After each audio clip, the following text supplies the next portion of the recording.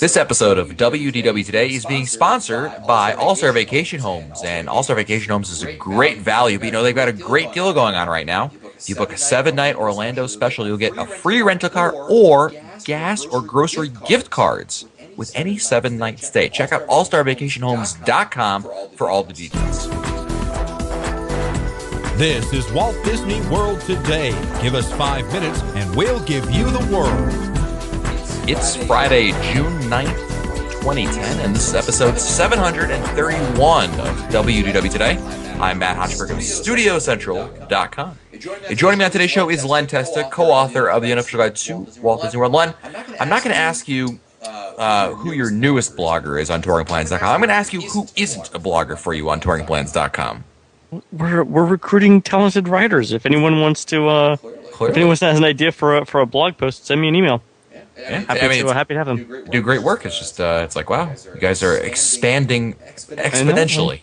It's good, actually. It feels good to do it. So yeah, Todd Perlmutter, one of our listeners, is doing some blog posts for us, and they're fantastic, actually. If you see the photos that go along with that, oh yeah, he's doing a great job. Yeah, blog.touringplans.com. Also joining us on today's show is Mike Newell of Mouse World Radio. Welcome to the show, Mike. I was never asked to be a blogger. Oh, sorry. You're more of a musical interlude guy. You're the musician of the group. Ah, okay. Oh, when you put it that way, it's not so bad. There you go. Who's got your back, baby? Go ahead. You always do. You always do. Also joining us on today's show is the fabulous Annette Owens, a manager of customer relations and group services for MEI and Mouse Fan Travel. Welcome to the show, Annette. Hey, and I volunteered to do spa research, and you didn't want me. Oh yeah. I don't know. Also, that's all the people on our show today. But today we're talking about summer touring tips. With it now June and after Memorial Day.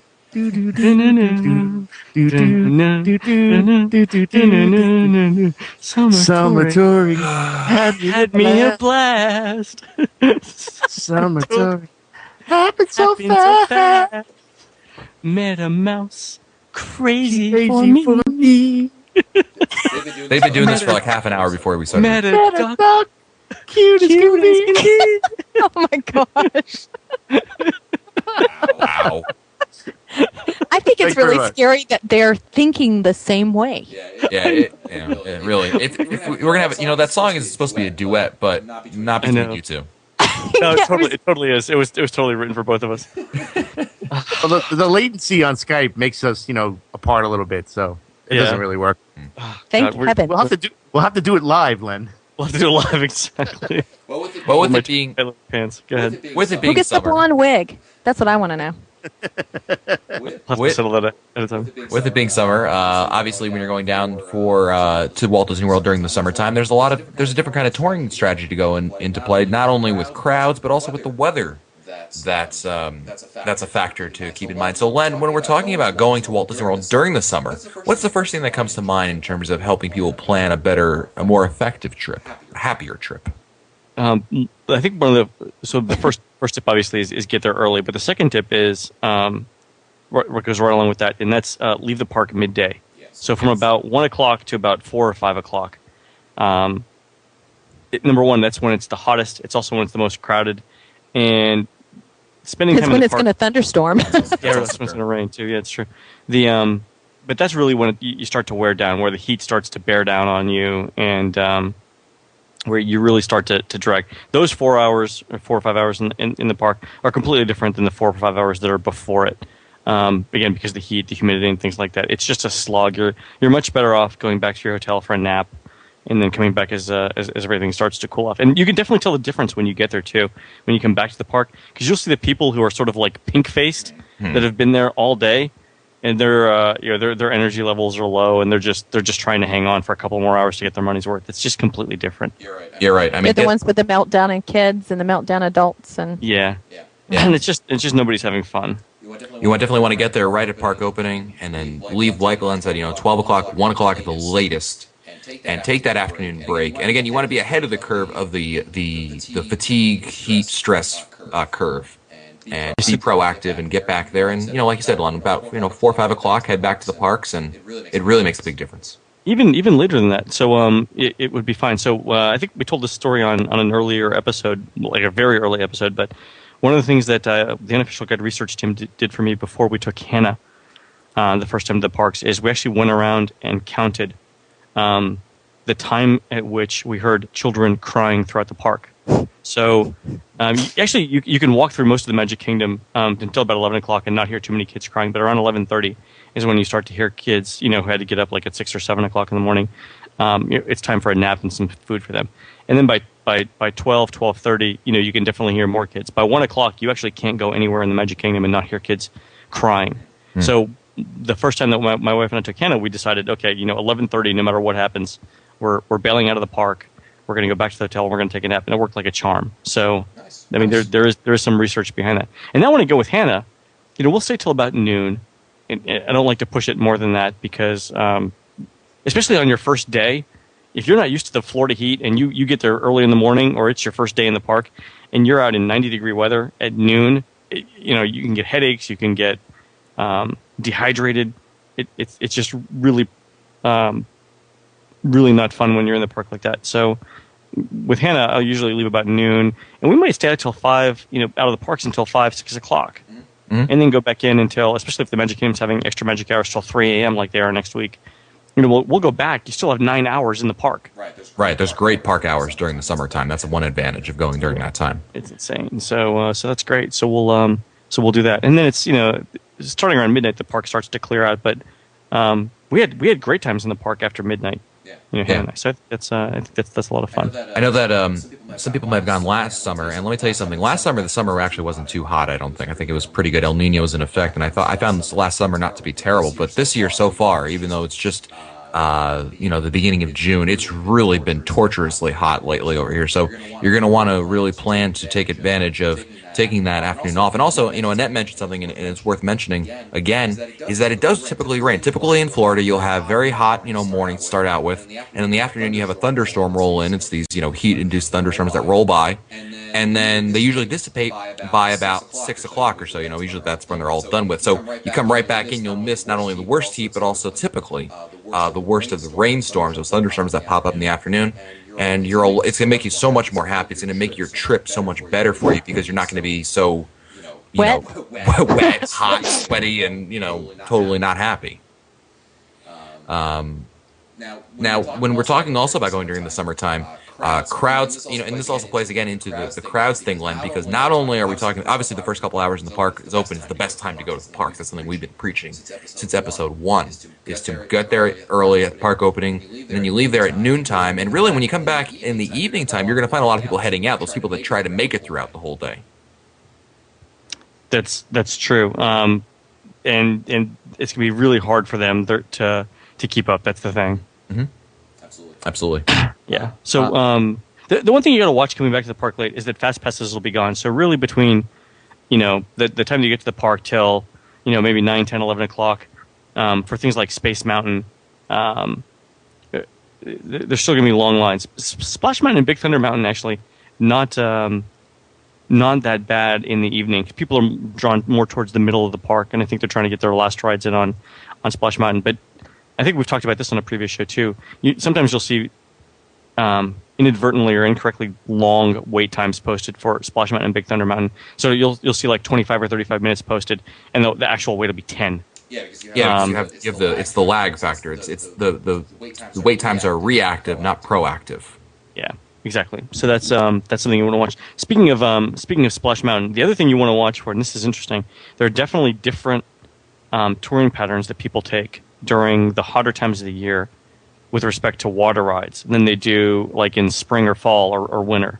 So in the cooler times of the year, no one's going on Kali River Rapids or Splash Mountain early in the morning, right? Right. But during summer, you'll see the wait times for those attractions grow much faster than they do any other time of the year. So especially during July, you'll see wait times for Splash Mountain grow much faster than other times of the year, and people will ride it all day.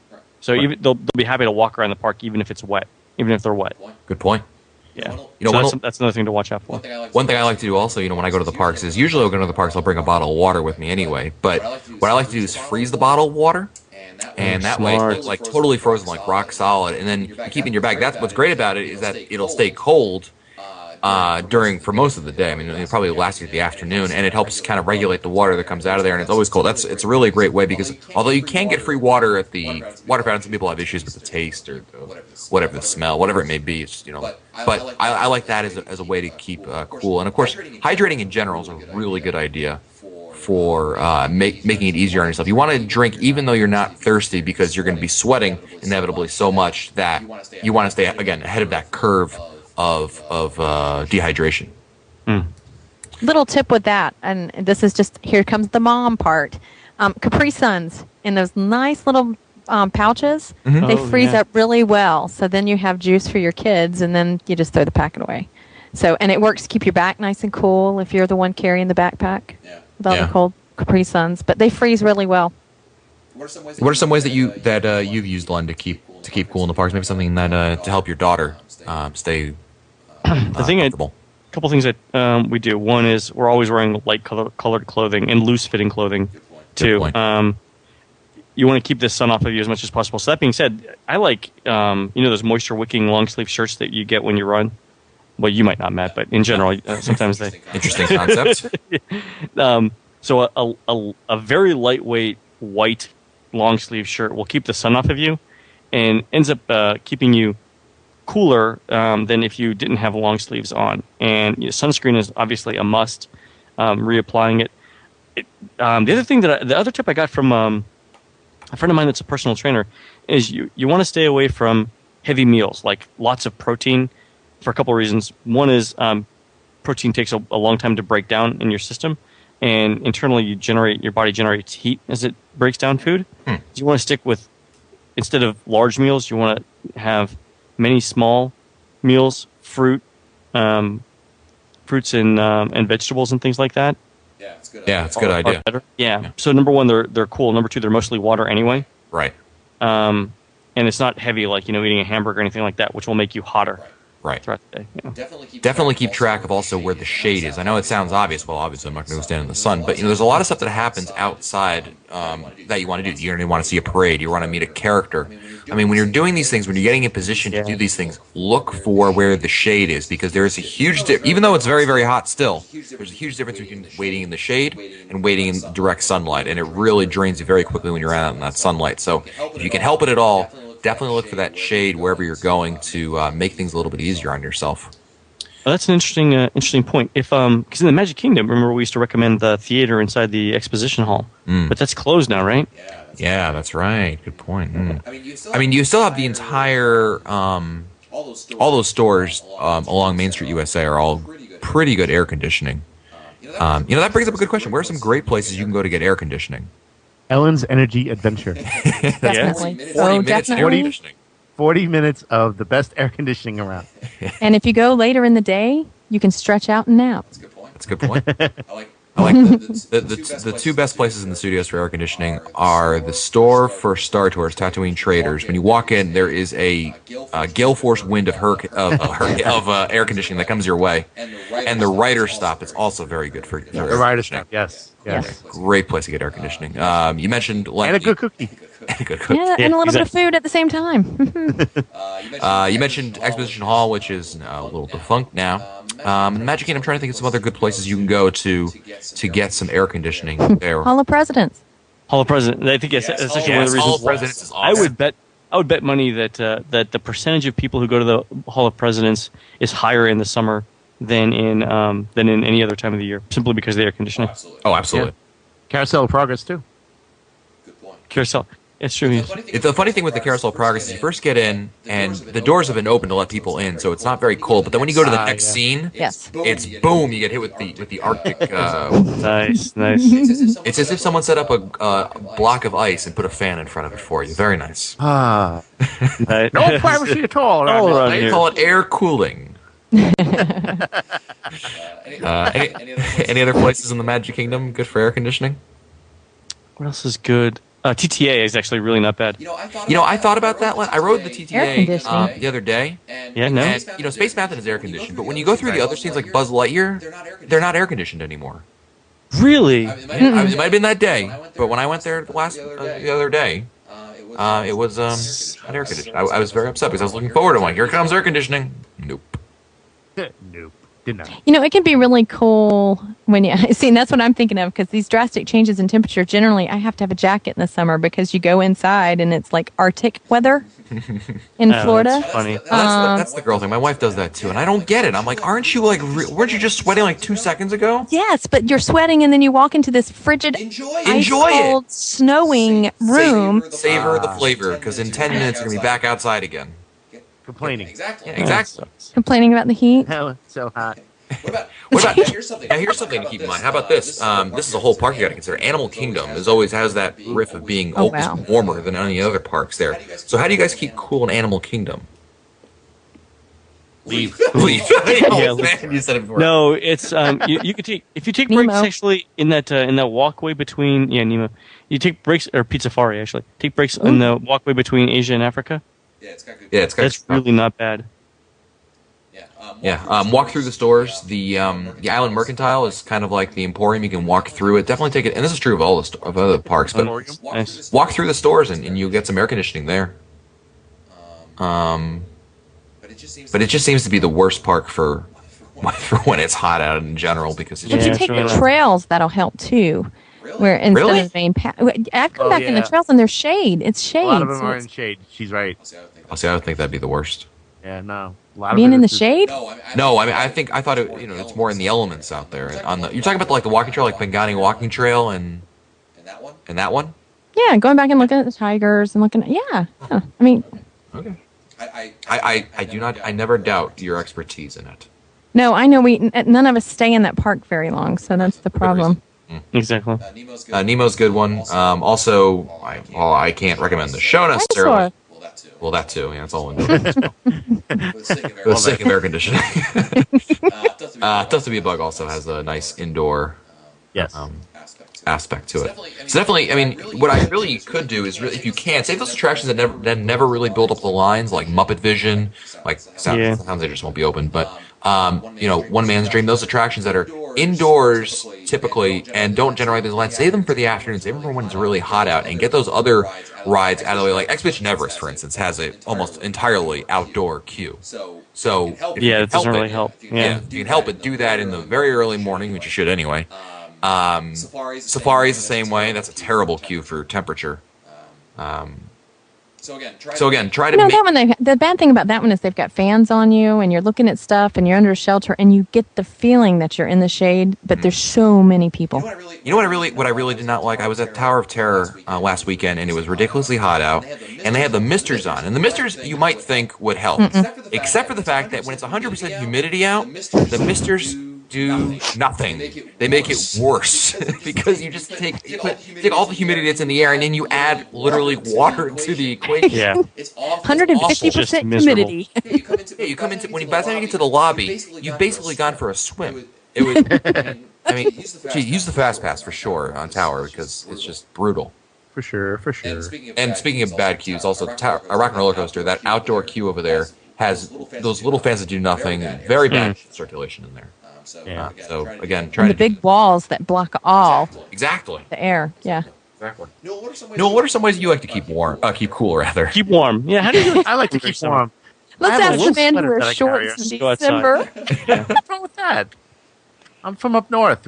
It's in my blood. So how do you keep cool, Mike? Well, I take a little bit further with what you suggested with the frozen bottle of water. Is I usually bring one of the washcloths from the room, Yes. and I'll pour the cold water on that, and that really makes me feel good. Just wipe it on your face and move on. It's fantastic. I would add to that. I actually thought you were going to go a different way. That is a good tip, Mike. But I always bring one of those washcloths from the hotel anyway. Those little hand ones, keep them in your pocket, and if you can wipe away the sweat a little bit every now and then, it really makes a big difference. It sure does, and it's better than using your hands or whatever. You're going to run out of dry skin very quickly. Yeah, it's just nasty. But I mean, like you said, bust out the cloth, and It makes a difference. it does make a difference. Yes. Yeah. This show is getting really Icky. Now, Annette, I've got a question for you because in the summertime is hurricane season. In fact, hurricane season started a couple days ago and it goes through the end of November, if you can believe that. Now, most people don't take that. No one's going to say most people do not go to Walt Disney World because of the hurricane. But tell us a little. I'm not a fan of trip insurance, but I do know that it exists. And does trip insurance typically cover hurricane? Like if you have a trip coming and there's a hurricane coming, you have trip insurance. Does that cover that as a way to cancel and get your money back? It does, but there's a catch to it. You can't wait for that storm to be named and then go, oh my gosh, I got to get trip insurance. You have to have it first. Right. So you can't wait for Hazel to be named and then go out and say you want it.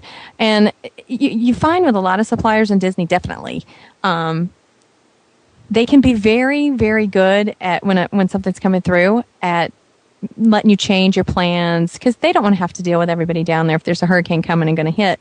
But it's the stress factor of up until they know what's going to happen. And as we've all watched with hurricanes, it can change directions very quickly. Yeah, Disney will wait to the very last minute to institute anything like that. But with trip insurance, if you do decide to get that, worries. Yeah, you can make the call very early on and not have to sweat it out. No pun intended. Exactly. I'll say I'm not a fan of trip insurance, but if it is important to you, if you're that kind of person who'd rather be safe than sorry, it's obviously an option to keep in mind because. Again, hurricanes can definitely hit, especially August, and that's a month I really wanted to hit upon, Len, because I think June and July are kind of straightforward. They're hot, it rains in the afternoon. Not as much of a threat of a hurricane because those months aren't as active as the later months in the hurricane season. But when we're talking about August, is such a weird month because you start out the month and it's according to Disney, it's summertime. It's a very busy time of the year, and then something funny happens on August 15th or 16th, 14th. And all of a sudden it becomes 15th. Thank you. And 15th, and all of a sudden it becomes value season. So, but it's still very, very hot, and still very much, potential for hurricane and all that. What do you recommend to people who are going in the second half of August? A lot of people may have already booked their free dining packages because that's when it begins in August there. So what do you recommend there for how do the crowds change those last couple weeks of August and really into September? Because September is still very much summer in Florida.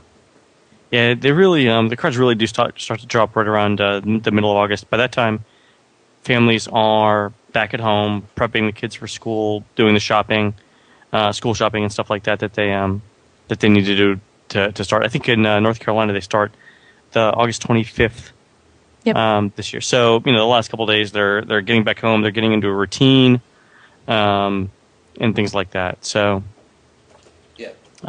that's really when. Everyone who wants to take a trip has taken a trip by that point. Yeah, I think it's a good point to make. And of course, in the South, kids go back to school a lot sooner than kids up north. In some places, it's early August. And don't your kids go back to school August 2nd or something like that? It's ridiculous. August 2nd. Oh well, we have year-round school here in North Carolina too. So they're kids that actually start their new school year the week right after 4th of July. That's anti-American. I'm sorry. I mean, that's just if this were the 50s, it's the sticks. If this were the 50s, Joe McCarthy. Forward thinking in the sticks. What can we say? But I was going to add to it. I was down during free dining, and I didn't see crowds in the park. But what I noticed was the lines were all for the restaurants. So that's definitely something to think about. Yeah. That just seemed to be where everybody was congregated because everybody's there for food. That's funny. Well, that's going to do it for us today. Hopefully, if you have your own summer tips, be sure to visit the WDW Today website at wdwtoday.com and share that with us. And of course, this episode of WDW Today is being sponsored by All-Star Vacation Homes. And let me tell you something. When you're going in the summertime, there's really no place better than an All-Star Vacation Home. Because think of this. When is everyone going to use the pool at your resort? In the summertime. And it's going to be crazy crowded at that pool because no one wants to be in the parks. Everyone wants to be in the pool. And you're going to be... So that's really not a great idea because you're going to be in that. It's going to be crowded. You're not going to have the personal space you'd like. But in also a vacation home, a lot of those houses come with your own private pool. How cool is that? I mean, the pool is just for you, and the only annoying kids in that pool are your annoying kids. Awesome. So it's really a great opportunity to really take advantage of an all-star vacation home. Go back for that afternoon break we talked about. Imagine 4 hours in your own private pool every day. No other kids to bother you except for your own. Try them out online. www.allstarvacationhomes.com. to find our older episodes, read our show notes, or send us your comments, visit the WDW Today website at WDWToday.com. For Len Testa, Mike Scopa, Mike Newell, and the fabulous Annette Owens, I'm Matt Hochberg. We'll see you on the next show. Stupid Judy, stupid energy. This has been a production of Mouse World Radio.